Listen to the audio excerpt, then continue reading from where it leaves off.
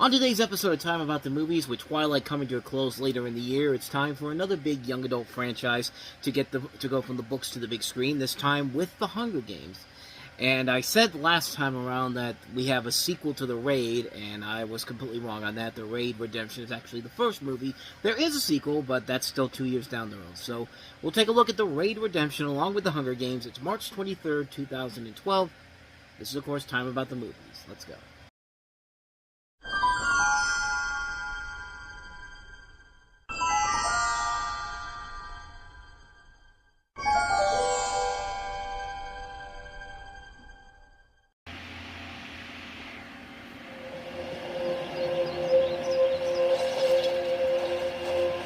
Could do it, take off, live in the woods. They'd catch us. Well, maybe not.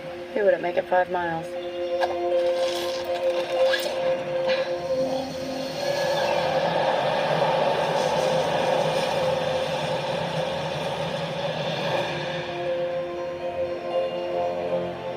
Welcome, welcome. The time has come to select one courageous young man and woman for the honor of representing District 12 in the 74th Annual Hunger Games. It's your first year, Prim. Your name's only been in there once. They're not gonna pick you.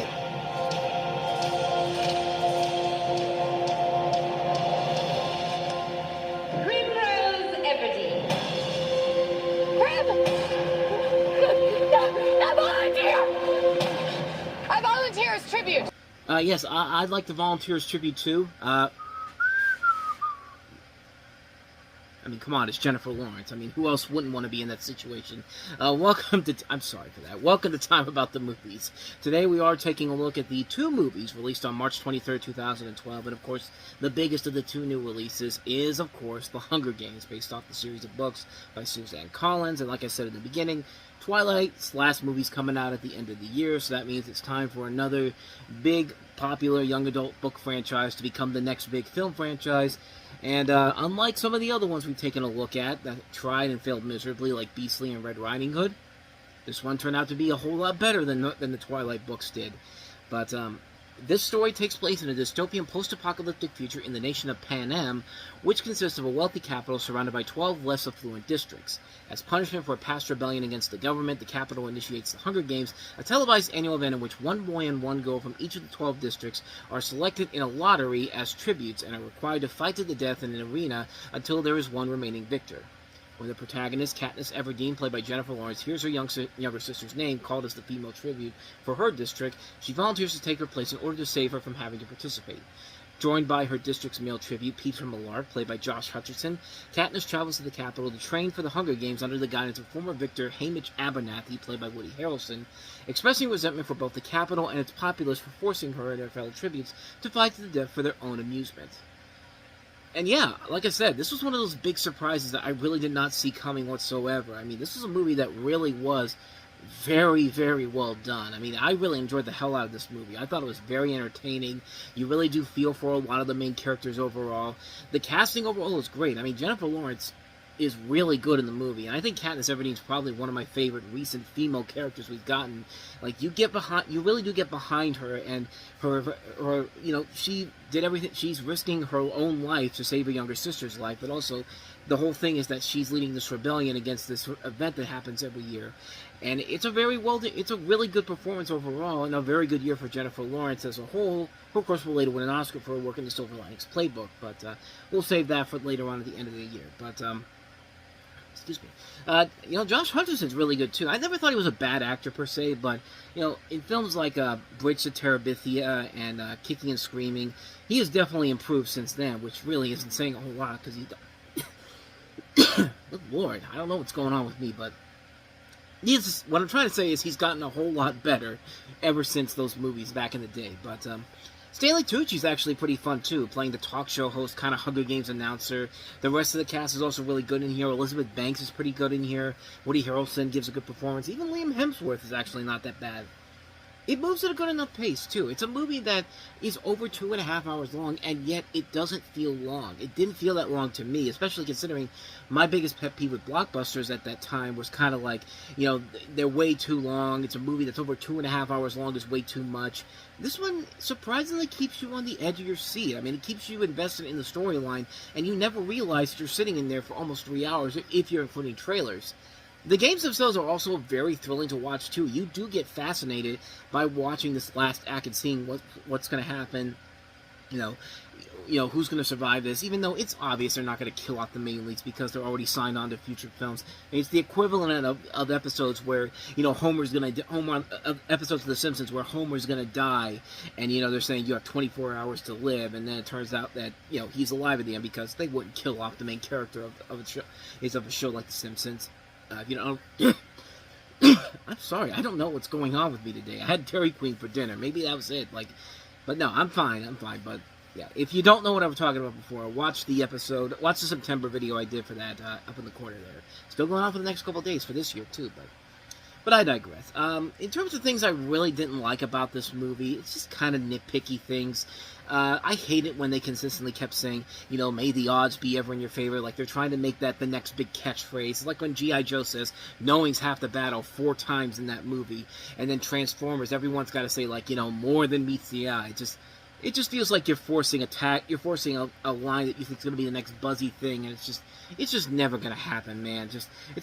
I'm like a Mean Girls, just like, stop making fetch happen. It's never going to happen. Like, stop making may the odds be ever in your favor happen, because it's never going to happen.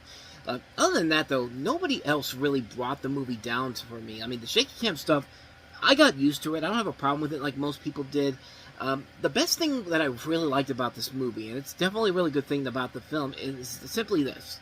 And it's not really much of a surprise either. It's just the fact that the movie beats the shit out of anything the Twilight movies have ever done. It's everything the Twilight does wrong, the Hunger Games does right. And that's the best thing you could say about this movie.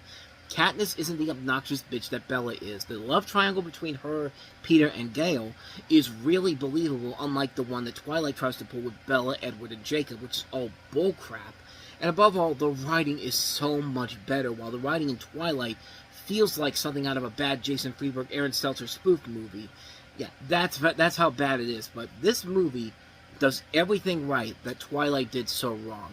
This is not a perfect movie by any means necessary, but it's an enjoyable movie. You get attached to the characters, the casting is very good, the writing is very good, the games are actually action-packed, situations that happen are very well done, and you do get excited for where the story is going to go with the next film, which I think is honestly one of the best action sequels I've ever seen in my life. But we'll save that when we get to Catching Fire next November in 2013. But I really enjoyed The Hunger Games a lot. I think it's a very good film, very fun film. I enjoyed the hell out of it. The Hunger Games is really, really good stuff.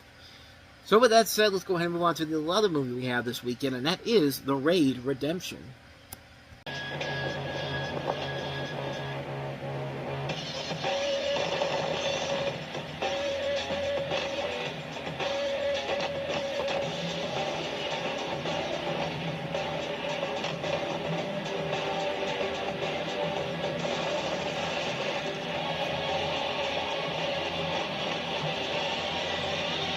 The Raid Redemption, rated R, starts Friday, only in theaters. Why does the announcer sound like a WWE announcer? It's like, now playing only in theaters, brother.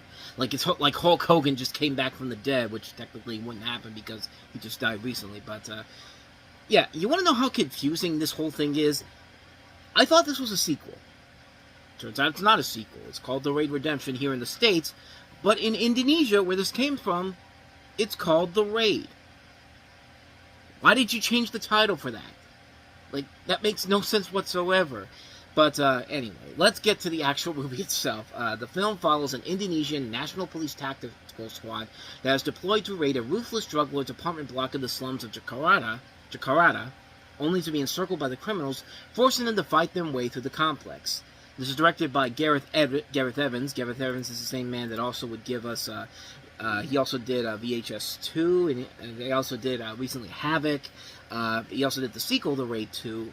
But, Yeah, despite everything about the title and all that, this is actually a really fun movie. This is a really cool, slick action movie with a lot of really cool action sequences overall.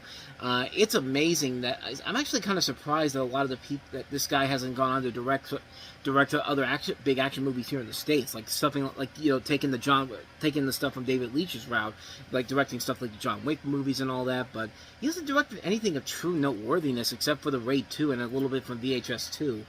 He recently just did Havoc, which looks like something that went straight to DVD, but I don't know. But I mean, I wish he would have done a big action movie, because this guy actually has a lot of potential overall. The action sequences are really cool to watch. The look of the film is slick and stylish. It's a really impressively done movie. It's a very engaging film. It keeps you on the edge of your seat. You really are impressed by what's going on here. The score overall is really good. I really enjoyed the hell out of it. I thought it was a really good movie overall. Definitely worth checking out. And we will eventually get to the Raid 2 in 2014, the real sequel to the Raid.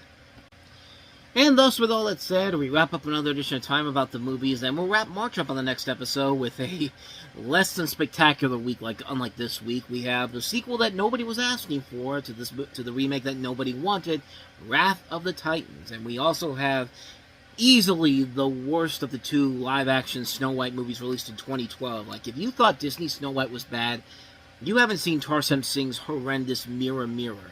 That movie is... Let's just say that next time around, I'm not going to be happy to talk about that movie. But it's one of those weeks we have to get through here, so we'll take a look at those two movies coming up tomorrow on the show, so be on the lookout for that. But with all of that said, thank you so much for watching this, and I hope you enjoyed it. If you did, do me the honor and going ahead and hitting that like button, that subscribe button, and that notification button. Also, don't forget to check out our playlist, and don't forget to check out the last episode we did. So with all that said, I am off. Whether it's in the past, the present, or the future. I almost went to my older ending to the show here, but let me go back and do this again. With all of that said, whether it's in the past, the present, or the future, I will see you at the movies. I need to go and take a long nap, so I'll see you guys tomorrow. So thanks for watching. I'll see you next time. Take care. Good night.